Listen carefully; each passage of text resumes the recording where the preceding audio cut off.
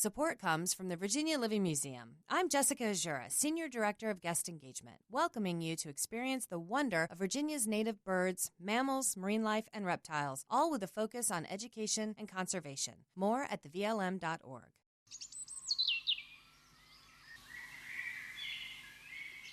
And a very good morning to you. Dwight Davis with you for our Sunday morning bird notes. We're going to consider a very common, very well-known bird this morning.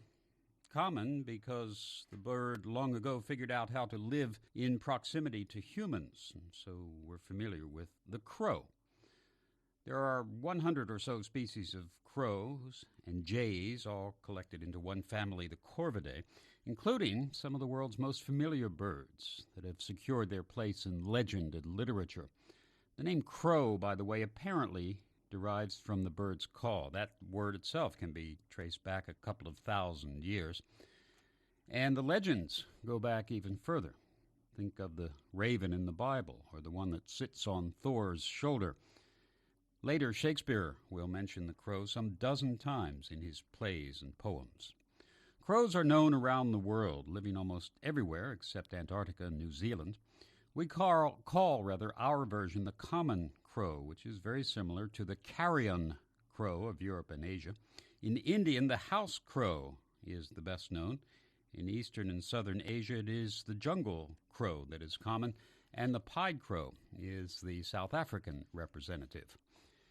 These birds and their cousins are known for their boldness and their intelligence and their adaptability. Experiments with captive crows have shown that crows have considerable learning ability, good memories, and can count up to 3 or 4, maybe. They can be taught to mimic other sounds, including the human voice.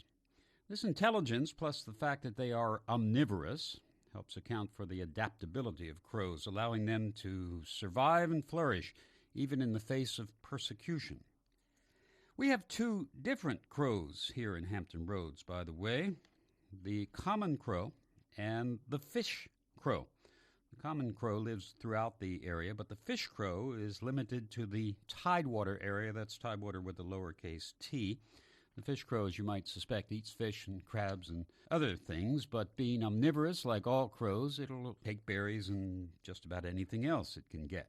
The birds look alike, the fish crow and the common crow. The common crow is usually a bit larger, 17 to 21 inches long. The fish crow averaging anywhere from 16 to 20. Obviously, there's an overlap here. A small common crow could be smaller than a large fish crow. So what do?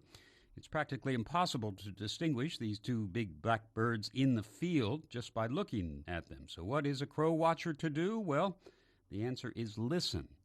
The common crow says call, just like in the nursery rhymes. The fish crow has a shorter, more nasal sound, and it's often broken into 2 syllables, like caw.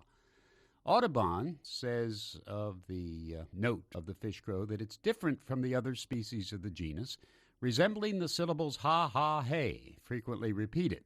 One would suppose that they are troubled with a cough or a cold.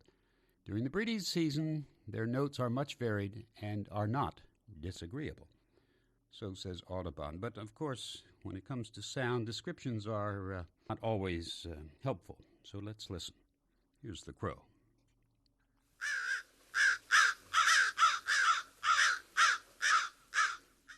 Again, the common crow just going caw, caw. Here's the fish crow.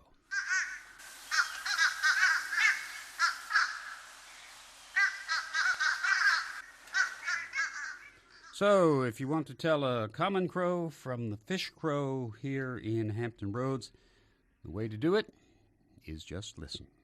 Support comes from the Virginia Living Museum. I'm Jessica Azura, Senior Director of Guest Engagement, welcoming you to experience the wonder of Virginia's native birds, mammals, marine life, and reptiles, all with a focus on education and conservation. More at thevlm.org.